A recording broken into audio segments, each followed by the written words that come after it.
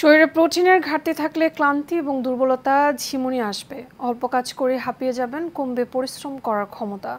শরীরে প্রোটিনের ঘাটতি পূরণ করে ডিম, কিন্তু ডিমের উৎপাদন এবং সরবরাহ বাড়াতে সরকার কী ধরনের উদ্যোগ নিচ্ছে? এশিয়ান টেলিভিশনের সাথে একান্ত সাক্ষাৎকারে কথা বলেছেন মৎস্য এবং প্রাণী সম্পদ উপদেষ্টা ফরিদা আক্তার।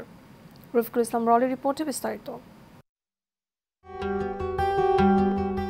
শরীরে প্রোটিনের ঘাটতি থাকলে আপনি অপুষ্টিতে ভুগবেন, আর গরিবের পুষ্টির চাহিদা মেটায় ডিম। তাই দাম নাগালের মধ্যে রাখতে কাজ করছে সরকার।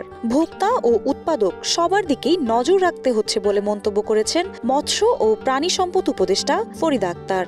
আমাদের মন্ত্রণালয় থেকে দুটো জিনিস আমরা খেয়াল করি। একটা হলো যে যারা খামারিরা ডিম উৎপাদন করেন তারাও কিন্তু গরিব, মানে তারা ছোট খামারি, মানে আমি বড় বড় কর্পোরেট হাউসের কথা বলছি না, তাদেরও কিন্তু টিকে থাকার একটা ব্যাপার আছে। তো তারাও যদি টিকে থাকে, সেটাকে আমরা কিভাবে সহনীয়, তাদের ফিডের কস্ট কমানো, তাদের অন্যান্য খরচ কমিয়ে, বিদ্যুতের বিল দেখেন কৃষিতে একরকম আর পোলট্রিতে আরেক রকম। তো এই যে এখানে একটা বৈষম্য আছে, আমরা এগুলো দূর করতে না পারলে গরিবের আমিষ সামনে সরবরাহ করতে কঠিন হবে। ফলে গরিবের আমিষ দেওয়ার জন্য গরিব মানুষ যারা বা ছোট খামারিরা যারা নাকি উৎপাদন করছেন, তাদেরও উৎপাদনটাকে সহনীয় পর্যায়ে রাখতে হবে আর কি, খরচটাকে।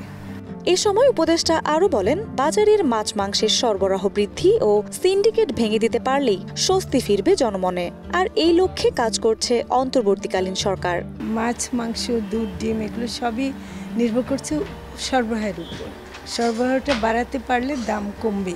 এখানে বড় সমস্যা হচ্ছে সিন্ডিকেটের কারণে এই যে এমন খাদ্যগুলো বাজারে এসেও কিন্তু ঠিকমতো দামে ক্রেতা কিনতে পারে না।